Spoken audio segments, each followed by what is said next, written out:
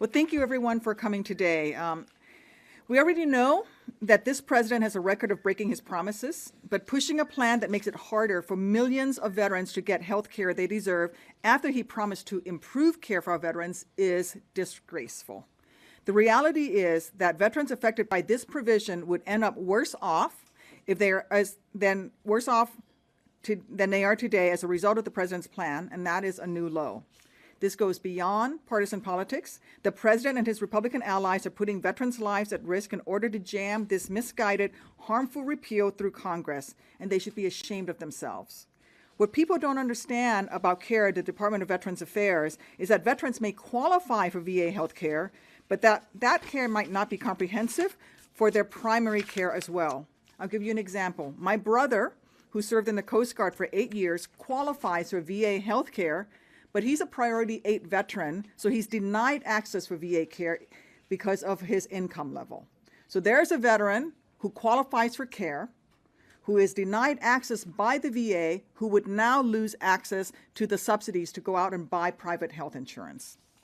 Consider this case.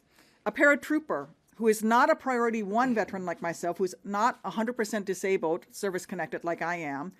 If you're a paratrooper and you happen to break an ankle on a jump, the VA only cares for that broken ankle, not the rest of your body. That former paratrooper now will not gain access to the subsidies to go out and buy private health insurance under this language.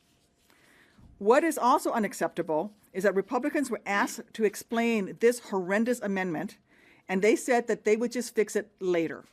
That sounds to me like they need to read their own bill. If this bill is going to go and endanger millions of veterans who risk their lives to defend our nation, then they shouldn't be voting on it in the first place. Meanwhile, it's still unclear whether the provision was added intentionally, meaning that the president knowingly broke his promise in order to try to get under the 60-vote threshold in the Senate, or unintentionally, meaning this was done so poorly and haphazardly that they didn't even know what they were doing, and now they're screwed over our veterans. Either way, it's sloppy, and it's irresponsible, and it makes you wonder, what else don't we know about this bill? Let me just end by just giving you some categories of veterans who potentially could be affected by this. Number one, veterans who are eligible for enrollment within the VA but are currently not enrolled. And this is based on the CBO scores, and it's approximately 8 million veterans. Priority Group 8 veterans, especially the Group 8G veterans, like my brother, will be affected. Also, there are eligible veterans who are enrolled for VA care but are not 100% disabled. That paratrooper example that I gave you, who can only go to VA for that broken ankle, but not for, say, diabetes. That person will now potentially lose access to the subsidies and see that the costs have been increased on them. So with that, I'd like to, I want to thank my colleagues, my former colleagues in the House, and my colleague and the chairman of the Armed Services Committee, Senator Reed, for being here today. We're each going to talk to you a little bit about what our concerns are, and how this may affect some of our constituents. And with that, our ranking member of Armed Services Committee, Senator Reed. Thanks, Tammy. Thanks very much. Thanks, Tim. I'm going to come down. Well, it is an honor to be here with my colleagues in the House and the Senate, particularly those of us who had the privilege of wearing the uniform of the United States, and there's no one more distinguished with her service than Senator Tammy Duckworth. Thanks, Tammy, for all you've done, what you keep doing, and reminding us of the importance here. This bill seems to keep being written and rewritten constantly. It's hard to keep pace of what's going on, but what Tammy has pointed out is a severe injustice of the veterans of the United States who have served their country and now deserve the medical care that they've earned through their service, and they deserve so much more. This provision is going to affect, as Tammy said, potentially millions of veterans.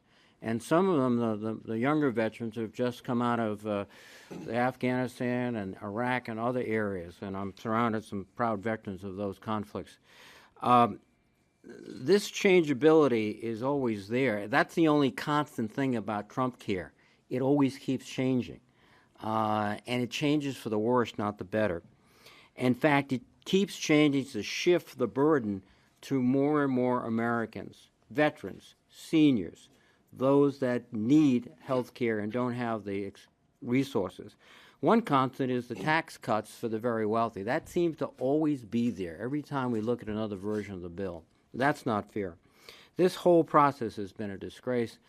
It's something that we have to stand up with, against, and I'm very proud to be here with my colleagues standing up against this. And we can do better, and we could do better, and we must do better. Thank you very much. And now let me recognize Ranking Member Walz. Thank you very much for your great service. Thanks, Senator. Appreciate it.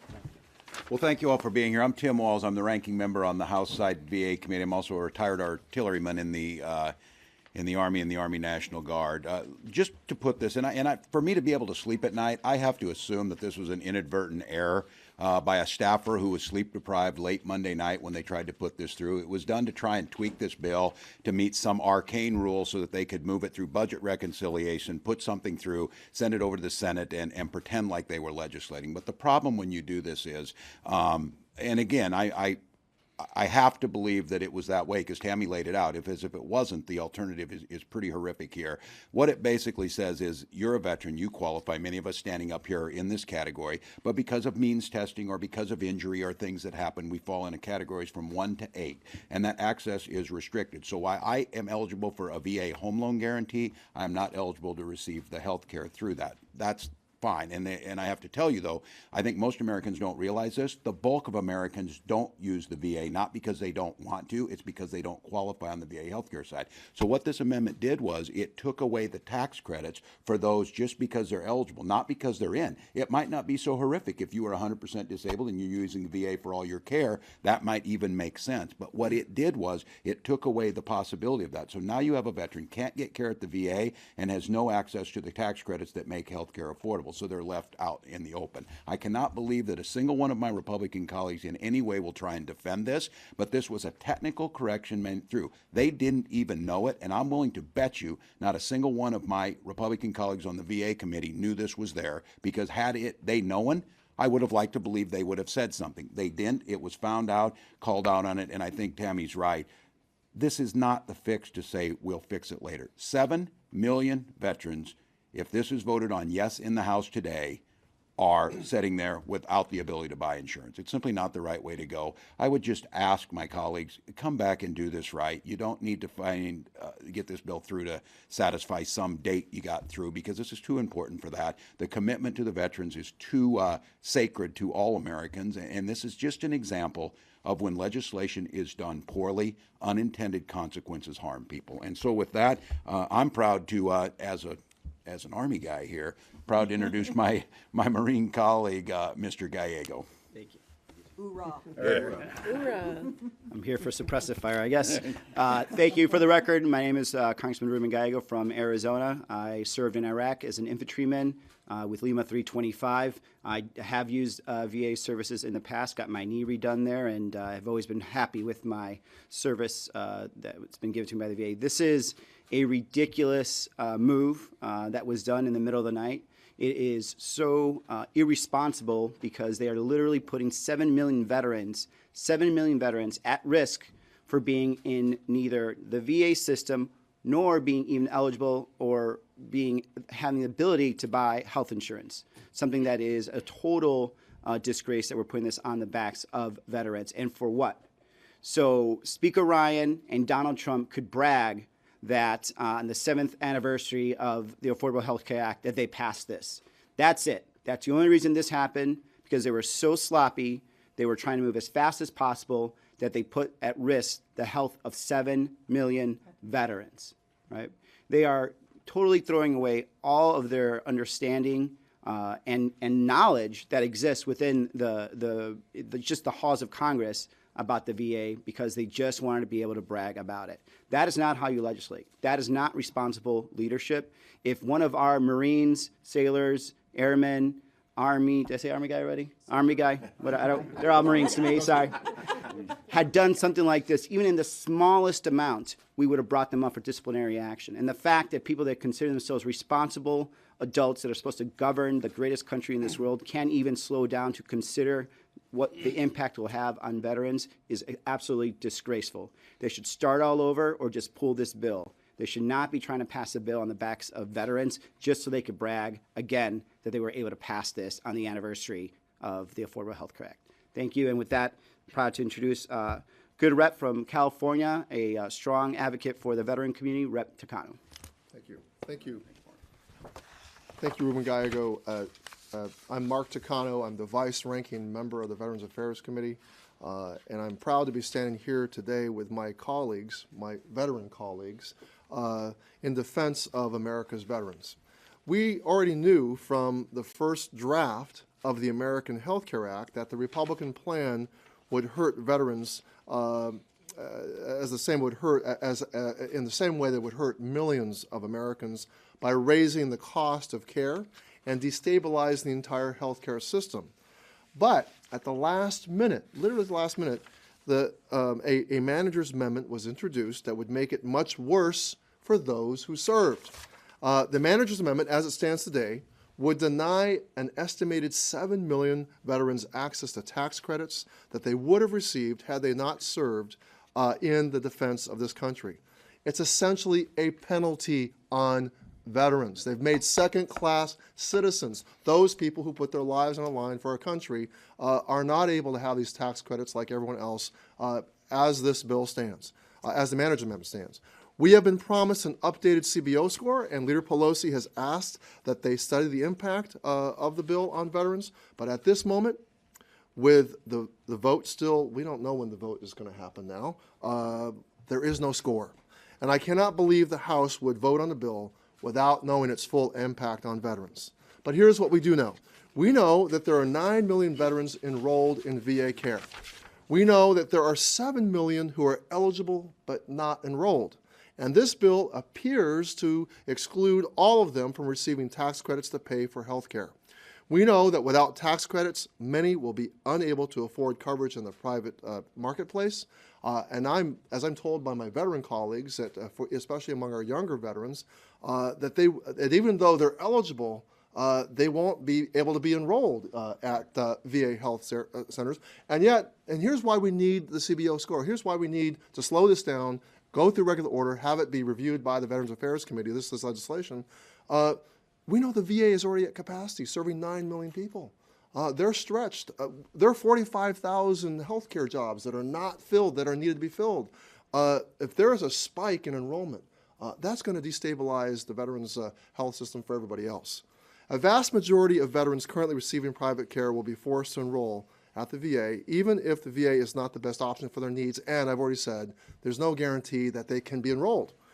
For all the talk I hear from my colleagues about veterans being given a choice, it's disappointing and frustrating that the majority would support a bill that limits the options of veterans to get the care they need. This follows a pattern under this administration in which veterans' needs are not being heard and they are not being met. We saw it in the proposed cuts to the Meals on Wheels program that feeds 500,000 veterans every year. The hiring freeze that continues to hurt the VA and other federal agencies that hire and serve veterans, and we're seeing it again today. Speaker Ryan must pull this bill before we hurt the very people who need and deserve our support. And now I'd like to introduce my colleague from New Hampshire, Representative Kuster. My pleasure to turn over the podium to you. Thank you very much. Well, I think my colleagues are being kinder than I'm feeling at this moment. I think this is not an inadvertent error. Frankly, I think this is vindictive. And I think it's a pattern that we're seeing in this bill where people across America are being hurt. I'm from New Hampshire. Right now, we are the #2 state in the country for deaths per 1,000 population from opioid epidemic. And let me tell you, that includes lots of veterans. And the idea, it's bad enough that we're going to lose millions of people from Medicare coverage, or that they're going to lose their essential health care benefits for mental health and substance use treatment. But now we're going to tell veterans who have served our country, who have put their lives on the line, like my colleagues here today, veterans all across this country, in every House and Senate district in this country, that we are going to tell them that this Republican leadership does not care. If they get health care, if they get the services that they need, they simply do not care, and it's unacceptable, and we need to call them out. And I appreciate you being here with us because time is short for us to get the word out that 7 million veterans across this country, in the dead of night, this decision was made. No hearing in our committee.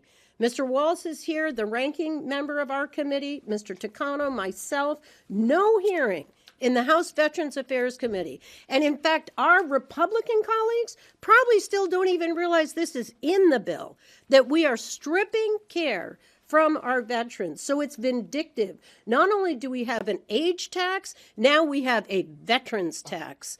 And let me tell you, we are taking older people off of our rolls. 24 million people. We are hurting younger people. We are hurting low-income people. We are hurting women. We are requiring women to go back to work within weeks of giving birth. What does that say about our commitment to our future?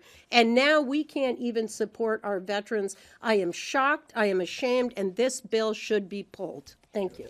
And with that, I will turn it over to Representative Carbajal. Thank you. Thank you very much. Republicans are so intent on recklessly forcing their terrible health care bill through the House that they have made their repeal of health care for 24 million Americans even more destructive by preventing as many as 7 million veterans from participating in their health care plan. As drafted, this amendment to the AHCA will exclude veterans from receiving tax credits to offset health care costs, meaning more veterans will be forced to access an already overburdened VA system for affordable health care. I was proud to serve in the United States Marine Corps, and I can tell you that most veterans do not rely solely on the VA for health care coverage. It is cruel for this piece of legislation to incidentally leave behind millions of veterans and their families who have laid their lives on the line to defend our democracy. This hastily written amendment just proves that the House Republicans are more interested in scoring political points with the AHCA rather than taking the time to write a good policy. This is unacceptable when millions of American lives are at stake. And I'm now introducing Representative Brown. Thank you, Carbajal, and thank you, Senator Duckworth, and your colleague, Senator Reed, my colleagues in the House. I'm Anthony Brown from Maryland. I served in the 3rd Infantry Division in Germany when we won the Cold War, and I served in 353rd Civil Affairs Command in Iraq. And I can tell you that military life is hard. It's hard on the body, and it's hard on the mind. And I don't think that our GOP colleagues realize that and or appreciate that. But soldiers and sailors, airmen and Marines, we're resilient. And we're also tough and resilient when we take off the uniform and we enter that veteran status. But for some veterans, it takes a little bit longer and a little bit more help to rebound from what is a very harsh military experience. In fact, 58% of veterans are either in need of or receive mental health services, and a large percentage of them are on Medicaid. So with or without this manager's amendment, which you heard so eloquently described by Senator Duckworth, this American Health Care Act, led by the GOP, denies veterans essential services because they are proposing to eliminate the essential benefit plan in Medicaid, and I can tell you right now, the first thing that'll hit the cutting room floor is going to be mental health services that our veterans deserve and that they depend on. Absolutely. And that is wrong. Under the Affordable Care Act, we reduced by 42% the number of uninsured veterans. President Trump promised health care for everyone, and he specifically promised that veterans would get the care that they need. But today, that is not the reality under the proposal that we have in front of us. The manager's amendment will shove them into a VA system that's already overtaxed, and in the private or Medicaid insurance, they would be without mental health services. That's not what we promised our veterans. We can do better, and that's why I'm excited to be able to join my colleagues as we stand firm on behalf of our veterans. And now I'm pleased to turn it over to my good friend from California, Jimmy Panetta. Thank you. Appreciate that. Thank you. Thank you. Senator Duckworth, Senator Reed, thank you very much for giving me this opportunity, my fellow veterans who I stand here with, and colleagues. This clearly is an example of the quickly and carelessly crafted legislation that we have been dealing with, thinking about for the last couple of weeks. I think we understand, as people who have served in the military, when we're serving, we weren't given many options. Okay, we were told to do something, and we did it. But as veterans, they rely on options. They rely on having that ability to choose their care provider, be it the VA or be it a private care provider. I saw that firsthand in my work with veterans back on the Central Coast of California at the Veterans Transition Center, a place where veterans would come, get the care that they would need to get back in the community, continue serving our community and our country. And one of the key things was giving them that option to choose, be it through physical care, and clearly, as what we just heard so eloquently by Anthony Brown, the mental care that is needed. We understand that. It's unfortunate that our Republican colleagues with this bill have failed to address that and have actually taken it away. And I think it demonstrates the callousness of the AHCA. It demonstrates their failure to care for a significant segment of our society, people who have served us and are continue to trying to serve us. That is why we stand here, unified, fortified, being willing to make sure that this bill does not pass. And that is why it's an honor for me to stand here with you, and I thank you for that. I'll do it here. You do it from here. Yeah, good question. We're happy to take any on-topic questions. All right, I know it's stunning, isn't it? But I can't say Stand enough. into silence. This is a veteran's tax. People don't realize that there are many veterans who are eligible for VA care who are barred from it by the VA itself, who cannot get enrolled in VA care. All of those veterans will be out in the cold. And Annie is right, Representative Kuster is right, this is a veteran's tax, and we can do better by our veterans.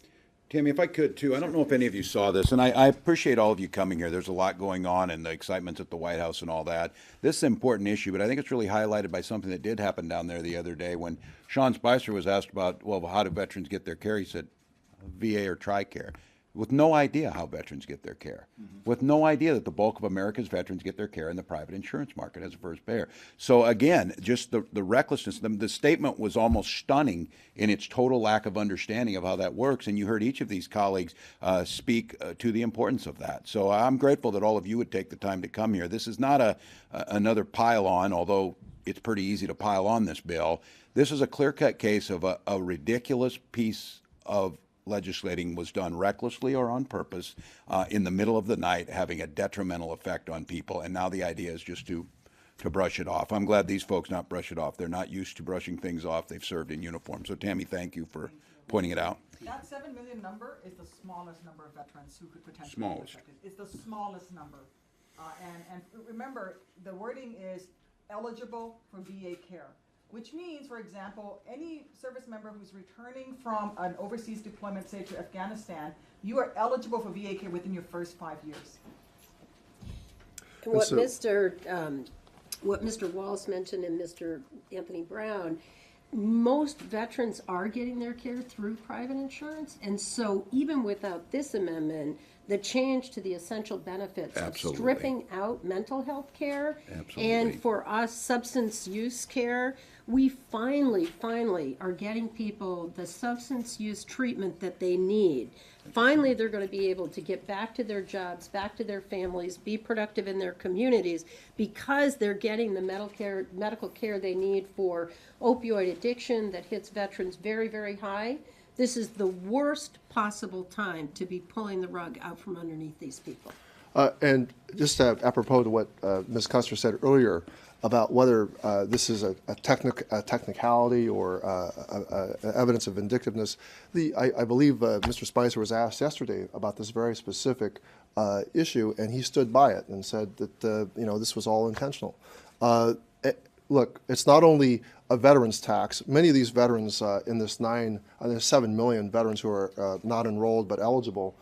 They're also in their 50s and their 60s, and so they're going to pay an age tax as well as this veterans tax, meaning that they're going to have to buy healthcare policies that are way more expensive under the AHCA.